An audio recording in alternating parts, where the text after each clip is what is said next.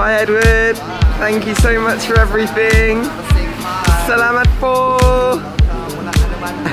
Bye. What's up, beautiful people? I am fully laden. It is 3:30 AM. A full day of travel coming up. But it's been a great trip here in the Philippines. Just said goodbye to Edward, who insisted on bringing me to the airport, but now it's time to deal with the lovely thing that is Manila Terminal 1. Current check-in line situation starts all the way up here, comes all the way down, back down again, and then back round, and then you can finally get in the queues to check in. It was a very, very long queue to check in, but we got there in the end, and it's time to start this journey home. I have said it before, but I will say it again. I love traveling because you bump into the same people time and time again, and today I found out that one of the friends I made in my hostel a few days ago is actually on the same flights as me. So Tracy has the good fortune of being sitting next to me the rest of the way. Oh. Good morning. Morning. Window seat my ass. Oh yeah, this is the worst when they do this. Solid window seat for this flight again.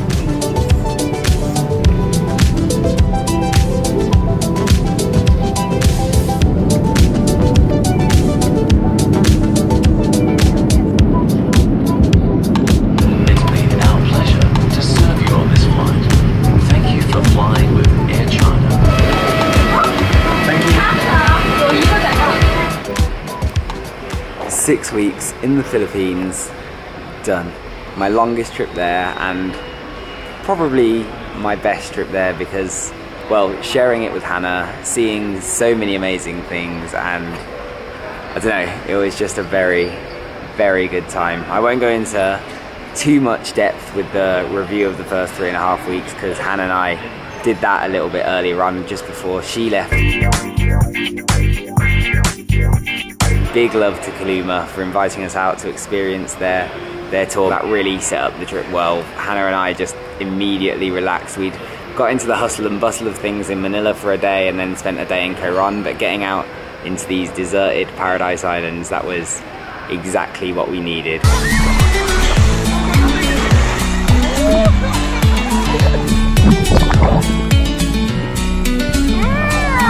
We had a couple of days in El Nido and then a couple of days sort of unexpectedly in Bohol. In the end, we've decided that we're going to stay one night here on Bohol. I'm really grateful for them now, even though it was a little bit stressful at the time. Is there any way that we can get there today at all? No way.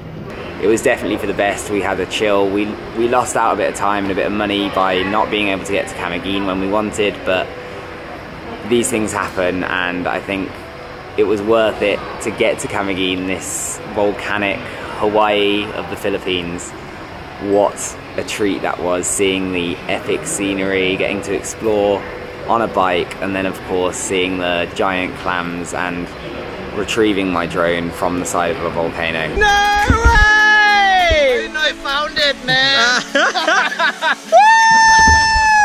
I really didn't think I was getting that back. On to Cebu, where we got to do the Coasan Falls, see the Sardine Run, and just generally do some more adventurous things like climbing up to Osmeña Peak. Really, really good time. And then one of the highlights of the trip was then flying back to Luzon and getting to Donsol to see the whale sharks. I was fortunate enough to not only snorkel with them but see one just for a few seconds while I was diving, and it went a very, very special moment in the trip. And then finishing off the trip with Hannah in Legazpi with this beautiful, beautiful day where we got to see the volcano, Mount Mayon, in all of its glory. I don't think we realized quite how lucky we were going to be with that. An amazing, amazing trip. I've got to say, after Hannah left, I did struggle quite a bit. I think going from traveling with someone you care about so deeply and then going to just traveling on your own and then going to stay near Tagaytay in Talisay. I thought I'd be able to get a scooter, wasn't able to, and therefore couldn't quite explore in the way that I wanted to, so I found it tough.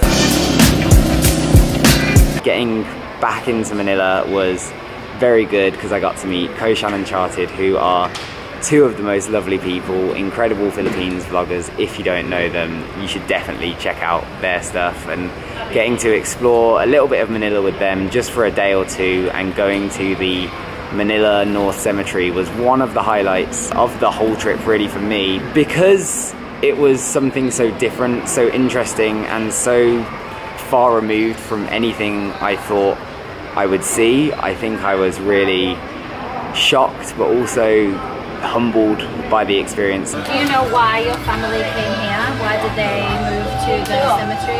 We have a house. And then obviously getting to meet Edward and Sandro and go to the fiestas, and getting to cover not only the Bacoor town fiesta but also the Pahiyas festival.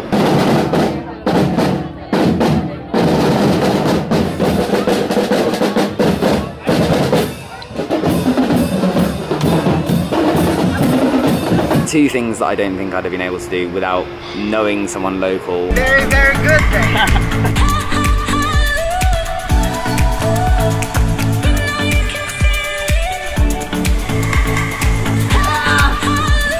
Edward, if you're watching, thank you so much for taking me out and enabling me to experience those things. It changed the course of my trip. I was still missing Hannah, I was still feeling like I wasn't doing as much because it had been so full on while I was traveling with Hannah, and then I kind of brought the pace of the trip down a little bit.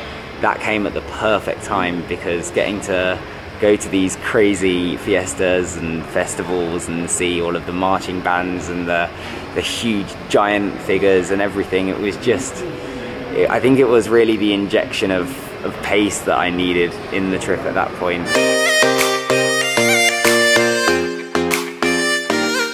Bringing the trip to a close with those kind of experiences was not only really good for me because they were enjoyable and fun, but also because it allowed me to see a different side to the Philippines. I've always tried to engage with local people, engage with local kids, and always have a laugh as much as I could, but I think being able to do it at a festival and being invited to drink with people and eat in people's houses, it gives me such a warm feeling to know that I didn't know these people at all, but they were still inviting me over to share what they had and to share and make the experience even greater. It was just another reason why I love the Filipino people, because they're so often ready to share whatever they have with a complete stranger, and it's something that I think inspires me, humbles me, and makes me love the country even more.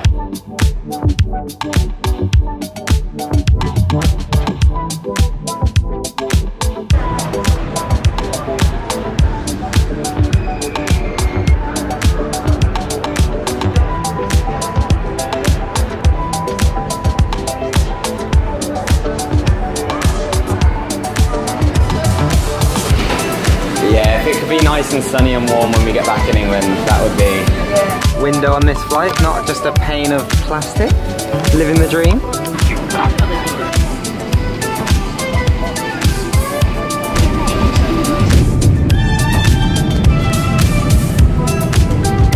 Back in the UK, got all of the bags. I mean, still gonna be like 3 or 4 hours till I'm back in Birmingham, but should be meeting Hannah there, so very excited for that. And then after that, it's only like an hour until I can be home and in bed. Bye!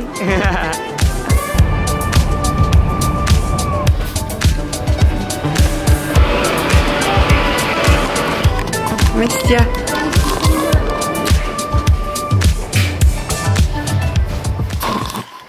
And it's about midnight and I'm finally home. I think this travel day has been like 30 hours or something, nearly as fun as that. So I'm gonna finish this one up here. Thank you so much for watching. Big love. It feels good around here.